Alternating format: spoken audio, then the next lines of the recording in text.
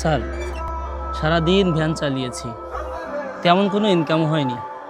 বাড়িতে গিয়ে মেয়েটার দুধ কিনবো কিভাবে জানি না। আরে ভাই, এত কথা বলেন কেন? আমার সময়ের মূল্য আছে, তাড়াতাড়ি চলুন। স্যার, সবারই সময়ের মূল্য আছে, কারো টাকার, কারো জীবনের। ভাই, এত প্যাক প্যাক কথা নিষেধ করলাম না? বললাম তো দ্রুত যেতে হবে, তাড়াতাড়ি চলুন না ভাই। জি স্যার। তো সব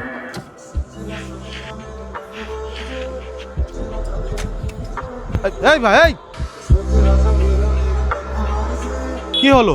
আপনি ভ্যান থেকে চলে গেলেন কেন? স্যার, স্যার মানুষটা মনে হয় বাঁচবে না, একটু সাহায্য করি। এইসব দায়িত্ব কি তোমার নাকি?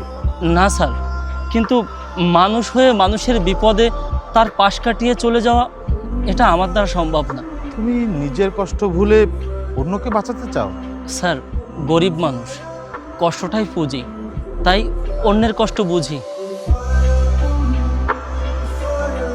আমি টাকা দিয়ে সব কিছু কিনতে পেরেছি, কিন্তু তোমার মতো মন কিনতে পারিনি। স্যার, মন কিনতে টাকা লাগে না, লাগে সদিচ্ছা। ধনী হওয়া সহজ, কিন্তু মানুষের মতো মানুষ হওয়া কঠিন। যার মনে দয়া আছে সেই আসল কঠিন।